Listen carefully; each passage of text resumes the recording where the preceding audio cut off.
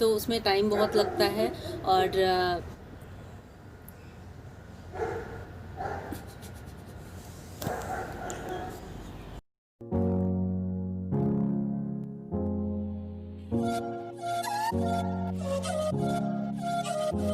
Hello everyone, welcome to my channel. मैं हूं आपकी होस्ट रश्मि। आज मैं आप लोगों को हम सब का फेवरेट गुलाब के बारे में बताऊंगी। तो आइए चलते हैं हमारे वीडियो में।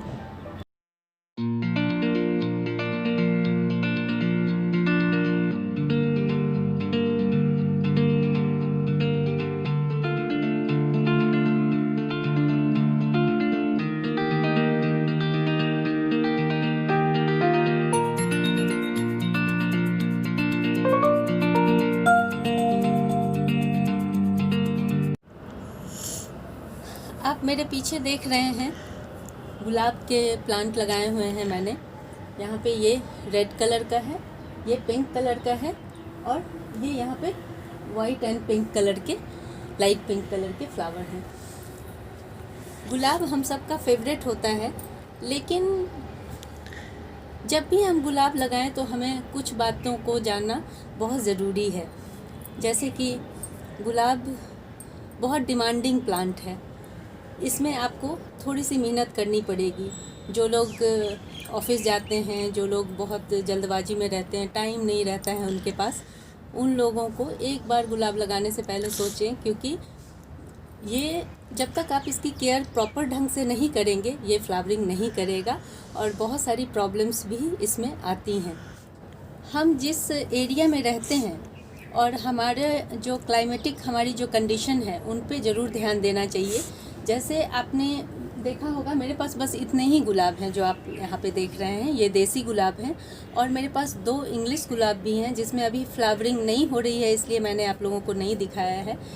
इनको बचाने में ही गर्मियों के टाइम में मुझे बहुत मशक्क़त करनी पड़ती है, इसलिए मैं ज़्यादा गुलाब के प्लांट नहीं रखती। क्योंकि मैं दिल्ली से हूँ और दिल्ली में एक्सट्रीम क्लाइमेटिक कंडीशन रहते हैं, स्पेशली गर्मियों में 8 महीने की गर्मियाँ होती हैं। उसमें गुलाब को मैं बहुत बार मैंने देखा है कि कितनी भी मेहनत करने के बाद मेरा गुलाब सूख जाता है। बहुत बार मैंने इसको कटिंग से भी प्रोपोगेट करने की कोशिश की। कटिंग लगाने के बाद काफ़ी टाइम तक, जब तक मौसम ठीक रहता है, ठीक से चलते हैं, लेकिन जैसे ही मई जून की गर्मियाँ आती हैं वो सूखना शुरू हो जाता है। तो गुलाब में एक बेसिक प्रॉब्लम ये है कि उसमें डाईबैक की प्रॉब्लम बहुत ज़्यादा होती है। जैसे आपका ऊपर में थोड़ा सा ब्लैक स्पॉट आएगा, उसके बाद आपका प्लांट धीरे धीरे सूखना, नीचे की तरफ सूखना शुरू हो जाता है, और कुछ ही टाइम बाद आप देखेंगे कि वो टोटली बिल्कुल भी सूख जाता है। तो इसलिए हमें आज मैं इसी बात पे आप लोगों से चर्चा करूँगी कि अगर आप गुलाब रखते हैं तो हम उनकी केयर कैसे करें कि वो सालों साल आपके गार्डन में बने रहें। गुलाब को लगाने से पहले हम ये जान लें कि गुलाब छोटे कंटेनर में सरवाइव नहीं करता है। सरवाइव अगर कर भी जाए तो उसकी फ्लावरिंग 2-3 फ्लावर उसके आएंगे, उसके बाद फिर वो ख़त्म हो जाएगा, उसके बाद फिर आपको वेट करना पड़ेगा। तो जब भी गुलाब लगाएं तो उसको 10 इंची से ज़्यादा बड़े गमले में लगाएं। उसके बाद आप जैसे जैसे गमला बड़ा करते जाएंगे आपको उतनी ही ज़्यादा फ्लावरिंग मिलेगी। आप यहाँ देखें, ये मेरा कंटेनर है, ये करीब 14 इंच का है, वो 12 इंच का है, और ये भी करीब करीब वही 12 इंच का कंटेनर है। और मैंने अभी अक्टूबर के टाइम में इसकी हार्ड प्रूनिंग कर दी थी। मैं वीडियो नहीं बना पाई उस पर, लेकिन इसका सीज़न, जैसे हम लोग नॉर्थ इंडिया में रहते हैं तो इसका सीज़न शुरू ही होता है गर्मियों ठंड से, और जैसे अक्टूबर के मंथ से इसका सीज़न शुरू हो जाता है। जो लोग ऐसे एरिया में रहते हैं जहाँ थ्रू आउट तकरीबन एक सा क्लाइमेट रहता है, वहाँ के लिए कोई दिक्कत नहीं है, गुलाब आराम से चलते रहते हैं। और अगर ज़मीन में गुलाब लगा हुआ है तो बहुत बढ़िया है, क्योंकि फिर इतनी केयर नहीं करनी पड़ती जितना हमें रेस्ट्रिक्टेड एरिया में, कंटेनर में, पॉट में, इन सब चीज़ों में हमें ज़्यादा मेहनत करनी पड़ती है। और ऐसा नहीं है कि गुलाब लाए और वो रखा हुआ है, हमने जस्ट जैसे सारे पौधों को पानी देते रहे, खाद देते रहे, तो नहीं, ऐसा नहीं है। इसको बहुत ज़्यादा केयर की ज़रूरत पड़ती है।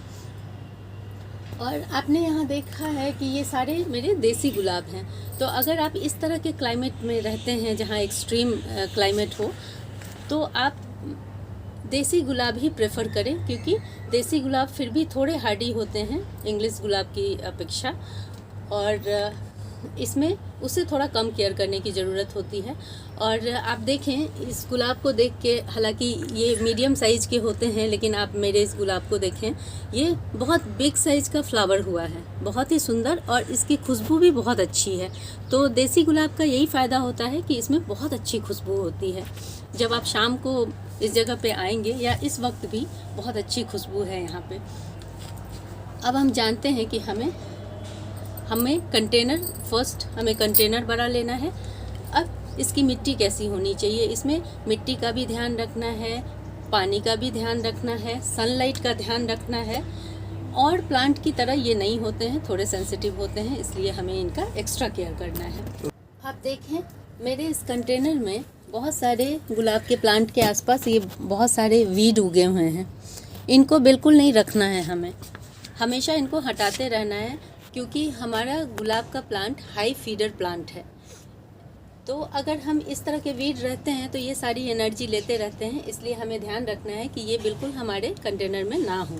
जैसे कि मैं भी अक्सर ऐसा करती हूँ कि मेरे जो भी प्लांट्स होते हैं तो मैं 2-2, 3-3 प्लांट एक साथ लगाना पसंद करती हूँ, और वो एक साथ चलते भी एक दूसरे को कॉम्प्लीमेंट करते हुए अच्छे से चलते हैं और उससे कोई नुकसान नहीं होता।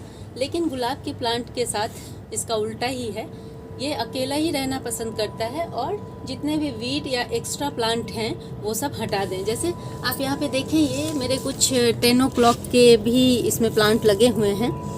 ये गलती से छूट गए थे मेरे से, लेकिन मैं इन सब को अभी हटा दूँगी।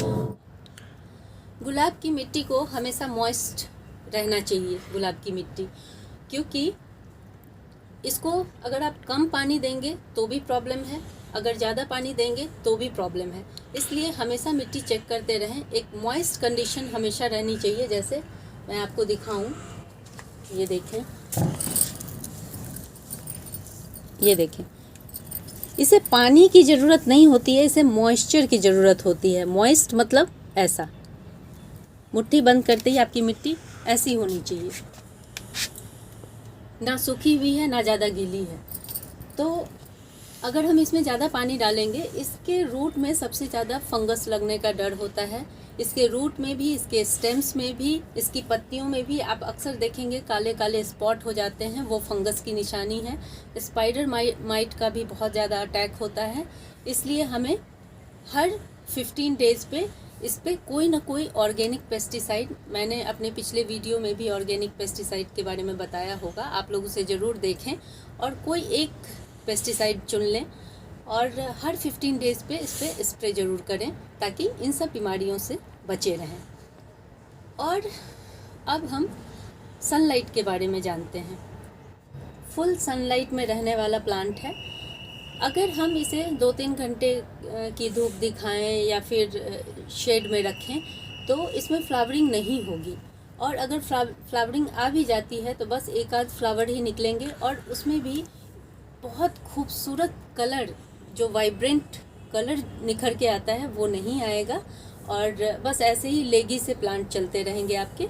इसलिए अगर आपका कोई ऐसा कॉर्नर है, जैसे आप बालकनी ही है, अगर टेरेस नहीं हो तो भी आप एक ऐसा स्पॉट चुनें जिसमें मैक्सिमम 6 to 7 आवर्स की सनलाइट हो, तभी आपका गुलाब का पौधा अच्छे से सस्टेन करेगा और टाइम टू टाइम फ्लावरिंग करते रहेगा।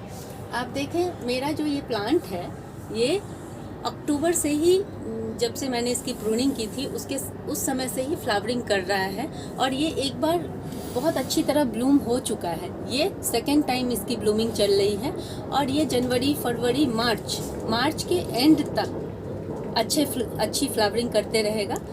और उसके बाद जैसे जैसे टेम्परेचर हाई होता जाता है, फ्लावरिंग तो ये हमेशा करता है थ्रू आउट द ईयर, लेकिन उसके फ्लावर छोटे होते जाएंगे, इतने खूबसूरत फ्लावर नहीं रहेंगे।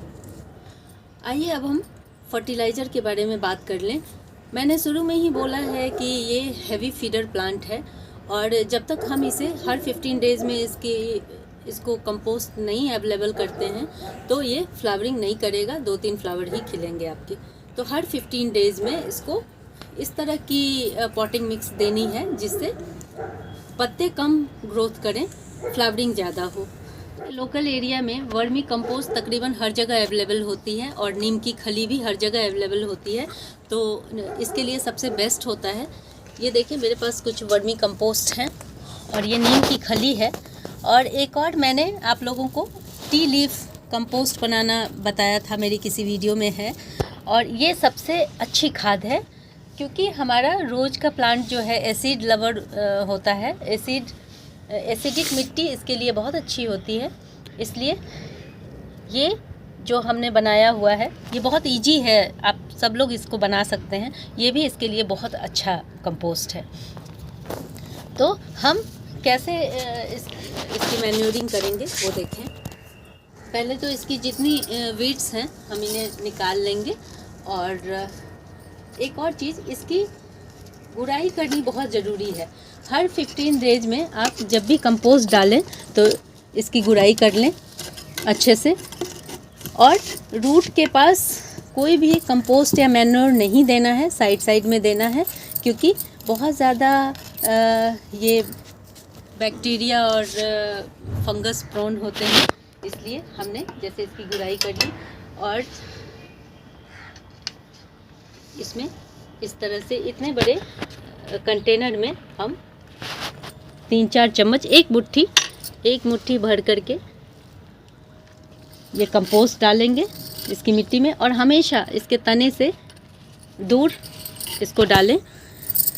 ये नीम की खली है, ये दोनों काम करती है, मिट्टी में फंगस को से बचाती है मिट्टी को और मैन्योर का भी काम करती है। इसलिए हम एक मुट्ठी ये भी डालेंगे। और जब हम ये डालने के बाद हम इसकी वाटरिंग कर देंगे और नेक्स्ट मंथ या 15 डेज़ बाद हम ये टी लीफ कंपोस्ट डालेंगे। ये बहुत अच्छी खाद है रोज प्लांट के लिए। और एक और ज़रूरी चीज़ है कि हमें अब ठंड का सीज़न है तो हमें इसकी मल्चिंग करनी भी बहुत ज़रूरी है। मल्च करने के 2 फ़ायदे होते हैं। एक तो जो मॉइस्चर इसको चाहिए वो मेंटेन रहता है, जैसे कि ये मॉइस्चर को उड़ने भी नहीं देता है। और अगर आपकी मिट्टी में पानी ज़्यादा हो गया तो ये सूखी पत्तियां जो होती हैं उसको एब्जॉर्ब कर लेती हैं, मतलब रूट रॉट होने के चांसेस बहुत कम होते हैं। ये देखें मैंने कुछ नीम की सूखी पत्तियां रखी हुई हैं यहाँ पे, इसको अच्छे से सुखा करके रखी हुई हैं। और इसको जैसे आप कंटेनर में इस तरह से थोड़ा क्रश करके ऐसे डाल दें। ये इससे जब बहुत ज़्यादा ठंड होगी तो आपका प्लांट बचा रहेगा पाले से और ठंड से, दोनों से ये बचा रहेगा।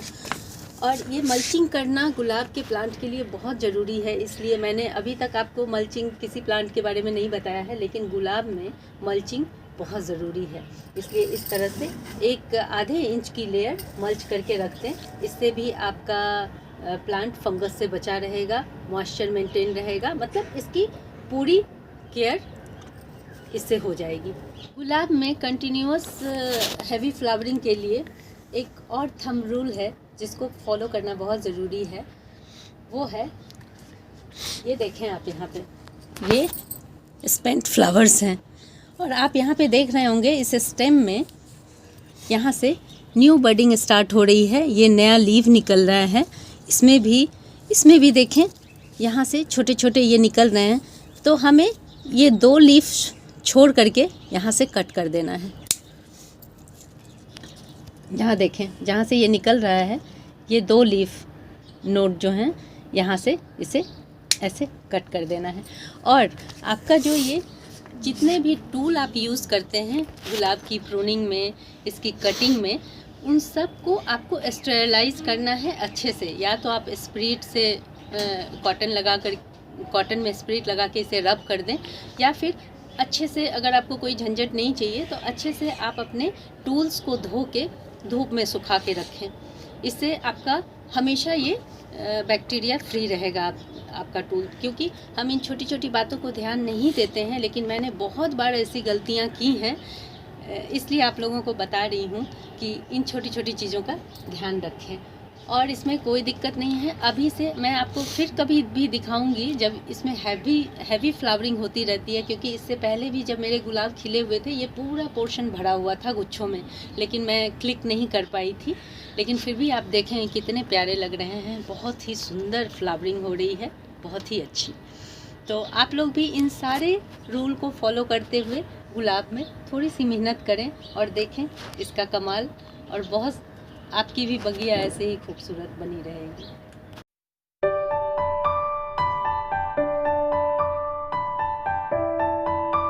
अगर आप लोगों को मेरी ये वीडियो पसंद आई हो तो प्लीज़ इसे लाइक, शेयर एंड सब्सक्राइब जरूर करें, बेल बटन को जरूर दबाएं। Live nature, love nature, thank you.